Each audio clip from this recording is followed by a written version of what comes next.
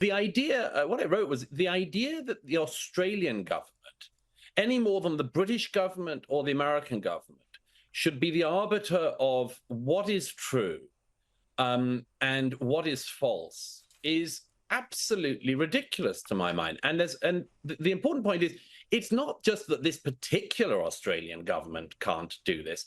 It's that no Australian government should do it. It's not that this particular Democrat or Labour administration in America or the UK shouldn't get into this train. It's that nobody could do it. There is nobody in the land, no committee of bureaucrats and apparatchiks you could set up that would be able to legitimately decide, Rita, what you and I should be able to read and know. And as I mentioned in that piece, I summoned up the memory of a real beauty. You remember Dan Andrews? Oh, yes. Right. How could I forget? I know, it haunts us all still. You remember in COVID when Dan Andrews decided to claim that an Australian having a pint outside in the street or anywhere else, if they were going to drink their pint of beer, should make sure that they keep their mask on and drink their pint through their mask. Now, that was only a couple of years ago. And Dan Andrews obviously has had his own problems since then, perhaps brought about by trying to drink all of his drinks through a mask. Who knows?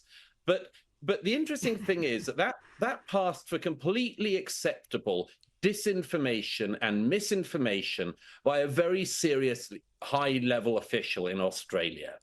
The idea that other officials will decide what Australians should or should not be able to know after people like Dan Andrews perverted the nature of their office in that way is just laughable to me. We don't have to have long memories anymore to remember a recent occasion or set of occasions when people who thought they knew better than us told us things that turned out to be utter fibs.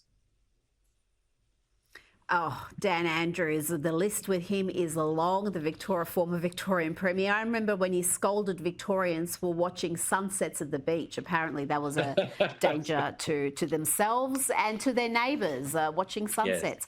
Yes. This madness is also happening in America and to a lesser extent, but they've got a constitution that protects free speech, but still California Governor Gavin Newsom signed a bill that would outlaw memes and obvious AI satire videos on elections.